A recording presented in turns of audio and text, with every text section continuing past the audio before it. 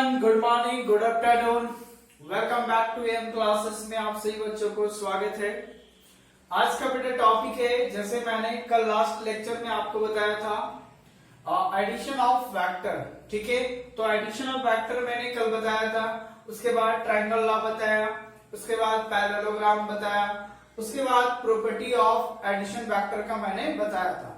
तो यहां तक लेक्चर नंबर 5 तक आपका कंप्लीट हो गया। ओके, आज का बेटा आपका जो टॉपिक होगा, उस टॉपिक में आपका जो बच गया सब्ट्रैक्शन ऑफ वेक्टर और मल्टीप्लिकेशन ऑफ वेक्टर एक स्केलर नंबर के द्वारा। ठीक है, तो यहां पे देख लीजिए, जैसे फिगर में आप देखिए, पहला सब्ट्रैक्शन ऑफ वेक्टर। ठीक है, तो देखो सब्ट्रैक्शन ऑफ वेक्टर में क्या होगा कि कोई भी दो वेक्टर होगा। आप डायग्राम से यहाँ पे दोनों देख रहे हैं, एडिशन ऑफ वेक्टर और सब्ट्रैक्शन का। तो जब चीजें आपका अगर इस टाइप से था, यहां पे सपोज करें कि अगर आपका वेक्टर अगर ऐसा होता है, एक मान लीजिए ए वेक्टर है और ये आपका बी वेक्टर है, तो अगर हमको ये चाहिए तो हो जाता है हमारा ए प्लस बी वेक्टर हो जाता है। क्लियर है बेटा? तो जब यहाँ पे आपका ए प्लस बी हो गया, इसका ये इनिशियल, इसका टर्मिनल और इसका इनिशियल, तो ये जो मिलने वाला होता है वो आपका हो गया ए प्लस बी वेक्टर। लेकिन जब चीजें सब्ट्रैक्शन में आती है, आप नोट्स करते जाएंगे। ठीक है, जो भी आपका लिखा हुआ है उसको नोट्स करते जाएं। तो हेडिंग देके लिखिएगा सब्ट्रैक्शन में। तो सब्ट्रैक्शन ऑफ वेक्टर में क्या होता है, इसी फिगर में देखिए नोट करके, कि जब कोई ऐसा सपोज करो दो वेक्टर ले लिए, यहाँ पे ए वेक्टर है, ये बी वेक्टर है। अब देखो ये इधर गया था ना, अब मैं इसको इधर लाऊंगा ऐसे, है ना? तो ये ला जो हमारा हो जाएगा वो क्या हो जाएगा, ए वेक्टर माइनस बी वेक्टर होगा। यानी मतलब ये इधर जाएगा, ये ऊपर और फिर इधर, यानी ऐसे ऐसे ऐसे रोटेट होते रहेगा। लेकिन यहाँ पे देखिए इधर गया और फिर ये इधर गया, है ना? तो ये दो टू ऊपर जाएगा तो ऐड हो जाएगा और ये अपना एक एंटी क्लॉकवाइज डायरेक्शन में रोटेट होते रहेगा, तो ए माइनस बी वेक्टर में चला जाएगा। तो ये दो फिगर था सब्ट्रैक्शन ऑफ वेक्टर में, एक था एडिशन का और दूसरा है आपका सब्ट्रैक्शन का। क्लियर है यहाँ तक? चलिए अब आगे देखते हैं हम लोग। आगे जो आपका फिगर में आप देखिए, आगे में क्या दिया हुआ है, आपका मल्टीप्लिकेशन ऑफ वेक्टर आता है एक स्केलर नंबर के थ्रू। यानी एक हम लोग यहाँ पे देखेंगे कि वेक्टर में मल्टीप्लाई कैसे करते हैं, एक स्केलर नंबर के द्वारा। अभी देखो दो वेक्टर को मैं आगे बताऊंगा जिसमें क्रॉस प्रोडक्ट होता है और डॉट प्रोडक्ट। ठीक है, मल्टीप्लाई करने का, तो वो अभी डॉट और क्रॉस प्रोडक्ट नहीं बता रहा है। सिर्फ आपको ये भी मैं बताऊंगा कि एक स्केलर नंबर के थ्रू हम किसी भी वेक्टर में किस टाइप से मल्टीप्लाई कर सकते हैं। जैसे आप इस फिगर में देखें तो मल्टीप्लिकेशन ऑफ वेक्टर पे क्या हो जाएगा कि अगर सपोज कीजिए कि एक वेक्टर है हमारा यहाँ पे, ठीक है, यहाँ पे आपका एक वेक्टर हो गया जो यहाँ मान लीजिए ए वेक्टर है, ये वाला। ठीक है ना, यहां से यहां तक का है ना, दोनों का इनिशियल और टर्मिनल, आपका जो टर्मिनल पॉइंट है दोनों पता है। अब मैं क्या करता हूं कि एक तो यहां से यहां तक अगर सपोज करो कि ए वेक्टर है, तो इतना ही सेम वेक्टर से इसमें और ऐड कर देता हूं। मान लो यहां के बाद फिर यहां तक ले गए इसको, सपोज करो इसका टर्निंग पॉइंट हमारा बचा हुआ था। अब यहां से क्या कर रहे हैं हम लोग, जितना ये पुराना वेक्टर था उतना ही वेक्टर मैंने आगे भी ले लिया, तो ये भी ए वेक्टर हो गया और यहां से भी क्या हो गया, ए वेक्टर हो गया। अब इन दोनों को अगर मैं यहां से यहां तक साथ में लिख दूंगा तो ये टोटल क्या कहलाएगा, तो यहां से यहां तक का ए वेक्टर और यहां से यहां तक का ए वेक्टर, तो टोटल क्या हो जाएगा, 2a वेक्टर हो जाएगा। बात समझ में आ रहा है? तो जितना था उतना ही वेक्टर मैंने और आगे लाया, तो टोटल कितना हो गया, ये हमारा 2a वेक्टर। ये जो हमारे पास जो 2 है ना, 2 हमारा एक स्केलर नंबर है, एक स्केलर है। ठीक है, 2 यहाँ पे क्या है, हियर 2 इज अ स्केलर, है ना? तो 2 हमारा क्या हो गया, स्केलर हो गया। ठीक है ना? तो यही स्केलर नंबर कोई भी आ सकता है, नेगेटिव आ सकता है, पॉजिटिव आ सकता है। जैसे अगर इस फिगर के माध्यम से देखें, एक मान लीजिए यहां से यहां तक, फिर यहां से यहां तक, फिर मान लीजिए यहां से यहां तक, और इसका डायरेक्शन डाउनवर्ड में है। मान लीजिए माइनस ए वेक्टर है, ये ला भी माइनस ए वेक्टर, माइनस ए वेक्टर। तो यहां से यहां तक का टोटल कितना हो जाएगा बताइए आप लोग बेटा। तो माइनस ए और माइनस ए, तो टोटल कितना हो जाएगा -3 वेक्टर हो जाएगा ना यहां से यहां तक का। तो ये डायरेक्शन में अगर आएगा तो -3 हो गया। तो यहाँ पे -3 क्या हो गया हमारा स्केलर नंबर है। इसी को कहते हैं स्केलर मल्टीप्लिकेशन, है ना। तो मल्टीप्लिकेशन ऑफ वेक्टर में बाय स्केलर नंबर से अगर कोई रहेगा तो यही कुछ भी हो सकता है 2, 5, 10, 1/2, 3 कुछ भी हो सकता है समथिंग एल्स। बट वो स्केलर नंबर से अगर किसी वेक्टर में मल्टीप्लाई अगर नजर आ रहा है कोएफिशिएंट तो वो हमारा मल्टीप्लिकेशन ऑफ वेक्टर कहलाता है बाय स्केलर से। ठीक है, तो आपको मल्टीप्लिकेशन भी समझ में आ गया। तो मैंने जो डायग्राम दिखाया है उसको आप नोट कर लीजिएगा। ठीक है, चलिए अब आगे हम लोग देखेंगे यहाँ पे कुछ प्रॉपर्टी देख लेते हैं इसका मल्टीप्लिकेशन का, है ना। चलिए अब देखते हैं इसका कुछ हम लोग प्रॉपर्टी देखता हूं। तो यहाँ पे देखिए प्रॉपर्टी में क्या होता है एक स्केलर नंबर के द्वारा मल्टीप्लिकेशन वेक्टर का। तो पहला एक होता है एसोसिएटिव लॉ, दूसरा होता है डिस्ट्रीब्यूटिव लॉ। ठीक है, एसोसिएटिव लॉ में दो तो कोई भी नंबर ले लो, वो भी स्केलर नंबर। ठीक है, जैसे यहाँ देखो हमको अगर 10 ये वेक्टर लाना है तो अगर 2 बाहर है, एक बार 5 अंदर है और एक बार 5 बाहर है तो 2 अंदर है, तो दोनों सिचुएशन में क्या आएगा 10 ये वेक्टर आएगा। तो यहाँ पे m और n कोई भी दो स्केलर नंबर होगा जो इस टाइप से हम लोग लिख सकते हैं। अगला ये डिस्ट्रीब्यूटिव लॉ में, डिस्ट्रीब्यूटिव लॉ में क्या होता है जैसे a प्लस बी कोई भी दो सम का वेक्टर है उसका अगर कोई स्केलर नंबर मल्टीप्लाई करेंगे तो ये हो जाएगा m a vector plus m b vector, और अगर इधर से मल्टीप्लाई करेंगे तो a वेक्टर इंटू m लिखो या फिर b वेक्टर इंटू m लिखो, दोनों एक ही चीज है, दोनों सेम है ना। कभी भी स्केलर मल्टीप्लाई से अगर कोई वेक्टर में करते हैं तो कोई फर्क नहीं पड़ता है कि वेक्टर के आगे निकले हो या पीछे निकले हो, हमेशा एक ही चीज को रिजल्ट आउट करेगा। बात समझ में आ रहा है। जैसे एग्जांपल तौर पे अगर मैं कहूं 2 इंटू ए प्लस बी वैक्टर तो क्या आपने लिख लिया 2a vector plus 2b vector, और अगर यही रहता a vector plus b vector into 2 तो क्या लिखते 2a vector plus 2b vector. दोनों सिचुएशन से एक ही है, चाहे आप 2 उधर लिखो या 2 इधर लिखो मल्टीप्लाई में बराबर आएगा। तो स्केलर नंबर से कोई फर्क नहीं पड़ता है कि किसी भी आप वेक्टर में आप आगे निकले हो कि उसके पीछे निकले हो, यहाँ तक को दिखा जाए। तो ये हो गया property of multiplication of vector का। ठीक है, अब नेक्स्ट हम लोग देखते हैं पोजीशन ऑफ वेक्टर। अब धीरे धीरे आपकी कहानी अब चेंज होने वाला है और मजा आएगा, इंटरेस्ट आएगा, तो धीरे धीरे आप सुने और आगे बढ़ते जाएं। ठीक है, कॉम्बिनेशन ऑफ वेक्टर्स। तो आपका नेक्स्ट टॉपिक है लीनियर कॉम्बिनेशन ऑफ वेक्टर। देखो लीनियर कॉम्बिनेशन ऑफ वेक्टर क्या होता है मैं थोड़ा सा बताता हूँ। जैसे मैंने कभी ऐसा भी लिखा था कि a वेक्टर बराबर 2i plus 4j plus 5k। आप ये अगर फर्स्ट ईयर में फिजिक्स पढ़ा होगा तो इस टाइप से लिखते थे, 3 डायरेक्शन को रिप्रेजेंट करते थे i j k से, तो ऐसा हो जाता था। तो ये जो लिखने का स्टाइलिंग होता है ना, आखिर ऐसा क्यों लिखते हैं, तो ये हमारा आता है लीनियर कॉम्बिनेशन ऑफ वेक्टर से। ठीक है, तो लीनियर कॉम्बिनेशन ऑफ वेक्टर में यहाँ पे ऐसा क्यों लिखते हैं, ये इसी के माध्यम से लिखा जाता है। ये अपने खुद नहीं लिखाता है, इसको लिखना पड़ता है, वो भी रूल है, और वह रूल क्या होता है लीनियर कॉम्बिनेशन ऑफ वेक्टर।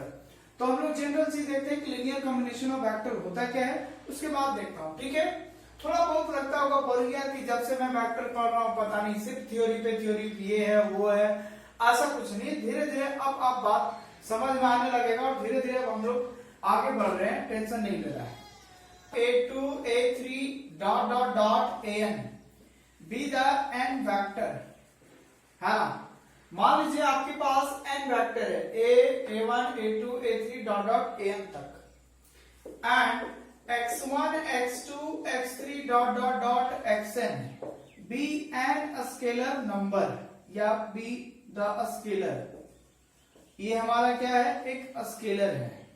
तब हम लोग अगर ऐसा इसको लिखते हैं देन a1x यानी ऐसे लिखेंगे x1 a1 vector plus x2 a2 vector plus x3 a3 vector plus dot dot dot xn an vector. तो इसी को कहते हैं is called linear combination of vectors of a1 a2 a3 dot dot dot an। और इस vector का यह हमारा लीनियर कॉम्बिनेशन कहलाएगा, जहां पे a1 a2 एक हमारा n वेक्टर है और x1 x2 a हमारा एक स्केलर नंबर है। ठीक है, तो ये रिलेशन जो निकल के आया यही हमारा हुआ लीनियर कॉम्बिनेशन ऑफ वेक्टर। ठीक है, जैसे फॉर एग्जांपल मान लीजिए हमने लिखा x a vector plus y b vector, तो एक्चुअली में ये हमारा एक लीनियर कॉम्बिनेशन है ना, क्या है हमारा लीनियर कॉम्बिनेशन है। अब इस लीनियर कॉम्बिनेशन में क्या होता है, किसका लीनियर कॉम्बिनेशन है भाई, तो a vector and b vector का, और यहां पे जो x और y है वह कैसा है, स्केलर है। ठीक है ना, तो x और y एक स्केलर हो गया और एक कॉम्बिनेशन है a और b वेक्टर का, एक कॉम्बिनेशन बना जिसमें x और y क्या होगा, स्केलर। मतलब यहाँ 2 4 5 कोई भी स्केलर नंबर हो सकता है। ठीक है, तो ये किसका वेक्टर बना, तो i j k का कंपोनेंट मिला के एक a वेक्टर का निर्माण हो गया। मतलब यहाँ जो a1 a2 है ना, इस प्रकार का एक एक तो वेक्टर को रिप्रेजेंट करेगा। ठीक है, तो ये था लीनियर कॉम्बिनेशन। तो बेसिकली करना कुछ नहीं है, जो भी आपके वेक्टर के कोएफिशिएंट होंगे वो हमेशा एक स्केलर नंबर को रिप्रेजेंट करता है। एक बात हमेशा याद रखें, बस एक लिखने का तरीका बता रहा हूँ कि ऐसा आखिर क्यों लिखा मैंने, और ऐसा कुछ मोटो है नहीं। अगर मैं ये नहीं भी बताता, आगे भी स्किप करके चलता तो कोई दिक्कत नहीं था। ठीक है, चलिए अब नेक्स्ट टॉपिक देखते हैं, है क्या। अब यहाँ पे देखिए नेक्स्ट टॉपिक थोड़ा सा देख लीजिए, लीनियरली इंडिपेंडेंट वेक्टर और लीनियरली इंडिपेंडेंट वेक्टर। दो वेक्टर यहाँ पे देख रहे हैं हम लोग। कॉम्बिनेशन ऑफ वेक्टर में दो प्रकार की चीजें आते हैं, एक डिपेंडेंट और दूसरा इंडिपेंडेंट। तो डिपेंडेंट वेक्टर कौन होगा, लीनियर वाला, और इंडिपेंडेंट वेक्टर कौन होगा, लीनियर वाला। तो यहाँ पे देखिए डिपेंडेंट वेक्टर में क्या होता है कि ये देखिए ये तो हमारा लीनियर हो गया, लीनियर यही ना है लीनियर वेक्टर, अभी जस्ट बताएं।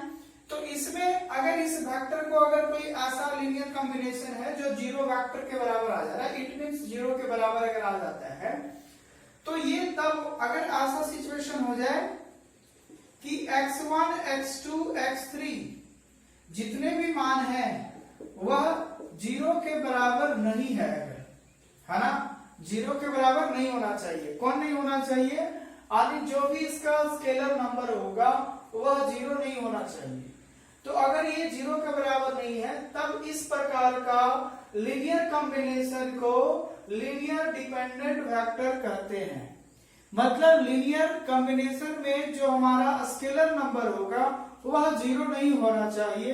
अगर वह जीरो हो जाता है तो वह हमारा कहलाएगा लीनियर इंडिपेंडेंट वेक्टर में, और अगर जीरो नहीं है तो वह लीनियर डिपेंडेंट वेक्टर में होगा। इसका मतलब ये होगा कि इसमें जो x1 होगा, x2 होगा, x3 होगा, वो सभी क्या हो जाएंगे, एक जीरो के बराबर हो जाएंगे। तो जिसमें स्केलर नंबर जीरो के बराबर हो जाएगा वह हमारा लीनियर इंडिपेंडेंट वेक्टर कहलाएगा। और जब हमारा स्केलर नंबर जीरो के बराबर नहीं होता है, मतलब नन जीरो होगा, जीरो के बराबर नहीं मतलब नन जीरो, राइट। अगर वह नन जीरो है तो वह लीनियर कॉम्बिनेशन हमारा डिपेंडेंट वेक्टर में आ जाएगा, और ये हो गया हमारा जीरो। ठीक है, तो ये था लीनियर कॉम्बिनेशन में दो टाइप्स का, लीनियर इंडिपेंडेंट और दूसरा लीनियर डिपेंडेंट। ठीक है, यहां तक कोई दिक्कत है।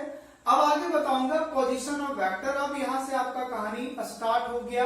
अब जो मैं बताऊंगा उसको आप ध्यान से सुने। इतना देर तक क्या मैंने बोला या नहीं सुना कोई टेंशन नहीं लो, ठीक है। अब आगे की कहानी आपको मजा आने वाला है। तो ऑफ ए वेक्टर, ठीक है ना। अब देखिए पोजीशन ऑफ वेक्टर क्या होता है, धीरे धीरे अब आपका बोलो ना कहानी अब स्टार्ट होने वाला है, ठीक है। तो यहाँ देखिए पोजीशन ऑफ ए वेक्टर, एक वेक्टर का पोजीशन क्या होना चाहिए। तो देखो अगर मैं बात करूं पोजीशन ऑफ वेक्टर में, अगर एक वेक्टर ले लिया जो ओरिजिन से पी तरफ जा रहा है, इसका डायरेक्शन है ओपी, तो मैंने लिखा ओपी वेक्टर। तो इसी को क्या करूंगा, ओपी वेक्टर इज द, यानी OP vector is called the position vector. इसको क्या पढ़ूंगा, पोजीशन वेक्टर, ठीक है। Is the position vector of, position of a vector, of a vector point P point P with respect to origin, यानी origin का मतलब क्या हो गया ओ, जिसको हम लोग ऑरिजिन कह रहे हैं। ठीक है, तो इस ऑरिजिन के अकॉर्डिंग पी पॉइंट को हम लोग क्या कहेंगे, पोजीशन वेक्टर कहेंगे। तो वही लिखा है P is called the position vector of point P with respect to O. O का मतलब हो गया यहाँ पे ओरिजिन, तो ये हो गया हमारा पोजीशन वेक्टर। अब यहाँ पे पोजीशन वेक्टर का हम लोग यहाँ पे नेमिंग देते हैं कि किस पॉइंट को क्या क्या मैं बोल सकता हूँ। ठीक है, जैसे इस पोजीशन वेक्टर को अगर मैं बोल दूं कि इसका हो गया हमारा आर हो गया, तो इसको हम लोग आर वेक्टर से रिप्रेजेंट करेंगे। वही ओपी का पोजीशन वेक्टर क्या होगा, तो किसी भी ओरिजिन से किसी वेक्टर का अगर पोजीशन दिखाना हो तो जो उसी पॉइंट का है उसी का स्मॉल लेटर मान लीजिएगा। जैसे अगर मान लीजिए कि यहाँ पे एक मान लो क्वाड्रिलेटरल है, ए बी सी डी, इन सभी का पोजीशन वेक्टर लिखना है। ठीक है, इन सभी का क्या लिखना है, पोजीशन वेक्टर। तो ए का पोजीशन वेक्टर क्या होगा, ए वेक्टर लिख देना। बी का पोजीशन वेक्टर क्या लिखोगे, स्मॉल बी वेक्टर लिख देना। सी का पोजीशन वेक्टर क्या लिखोगे, तो स्मॉल सी वेक्टर लिख देना। डी का पोजीशन वेक्टर क्या लिखोगे, तो स्मॉल डी वेक्टर लिख देना। मतलब पोजीशन वेक्टर जो भी कैपिटल लेटर का होगा उसी का स्मॉल लेटर से इंडिकेट करना, तो उसका वो पोजीशन वेक्टर बताएगा कि वो वेक्टर कहां पे है, ए वर्टेक्स पे है कि बी वर्टेक्स पे है, सी वर्टेक्स पे या डी वर्टेक्स पे। क्लियर है, तो ये सभी आपको पोजीशन वेक्टर को क्या करेगा, बताने वाला है। ठीक है ना, तो यहाँ पे यही हो गया। लेकिन हाँ, ये ओरिजिन था, ये इसलिए आर वेक्टर से आप डिनोट कर सकते हो, तो यहाँ पे लिख सकते हो R vector is equal to OP vector. तो जब भी अगर कोई ओरिजिन से होता है ना, तो उसको डायरेक्ट इसी वेक्टर का पोजीशन कहा जाता है। अब हम लोग निकालेंगे कि दो पॉइंट के बीच में पोजीशन वेक्टर निकाला कैसे जाता है, और उसके अकॉर्डिंग एक क्वेश्चन देखेंगे, उसके बाद नेक्स्ट लेक्चर में हम लोग यहाँ पे देखेंगे। ठीक है, चलिए अब देखिए पोजीशन वेक्टर्स हम लोग यहाँ पे देखने वाले हैं कि और कितने तरीके से हम लोग पोजीशन वेक्टर निकालेंगे। तो यहाँ पे देखिए, अगर मान लीजिए ए से बी आपका डायरेक्शन है, ठीक है, और ए बी का यानी ए बी वेक्टर का पोजीशन वेक्टर आपको निकालना है ना, यानी पोजीशन वेक्टर देखो शॉर्ट में बेटा आपको लिखूंगा पीवी पोजीशन वेक्टर। ठीक है ना, तो अगर आपको निकालना है position vector of A B vector का, तो करना क्या होता है, पोजीशन वेक्टर ए बी में बी में ए का एलिमेंट सब्ट्रैक्ट करके लिखूंगा। किसका लिखूंगा, बी में ए का एलिमेंट सब्ट्रैक्ट करके लिखूंगा। जैसे लिखना कैसे है, इस टाइप से, यानी position vector of B minus position vector of A. ठीक है, तो जो भी रहेगा पोजीशन वेक्टर ऑफ बी है ना, और पोजीशन वेक्टर ऑफ ए, ऐसे लिखो position vector of A B है ना। तो इसी को शॉर्ट में पूरा क्या लिखूंगा, ए बी वेक्टर। और जब आप ए बी वेक्टर निकालोगे तो पोजीशन बी में क्या करना है, x2 वाला है ना, तो यहाँ पे x2 माइनस क्या होगा, x1, और उसमें घटाना किसका है, ए वाला पोजीशन का। तो यहाँ पे जब लिखोगे इसको हटाओगे तो x2 माइनस x1, यहाँ पे i लगाओगे, फिर लिखोगे y2 minus y1, y2 minus y1 into जे, और फिर लिखोगे z2 minus z1 into k। ठीक है, तो ये है पोजीशन वेक्टर लिखने का तरीका कि जब भी कोई दो पॉइंट पता रहेगा कोऑर्डिनेट के फॉर्म में और उसका उस लाइन का पोजीशन वेक्टर निकालना हो आपको, तो हमेशा क्या करना है, जैसे इधर जा रहा है ना, तो इधर जब जा रहा है तो बी में उल्टा घटाना है ए को, है ना।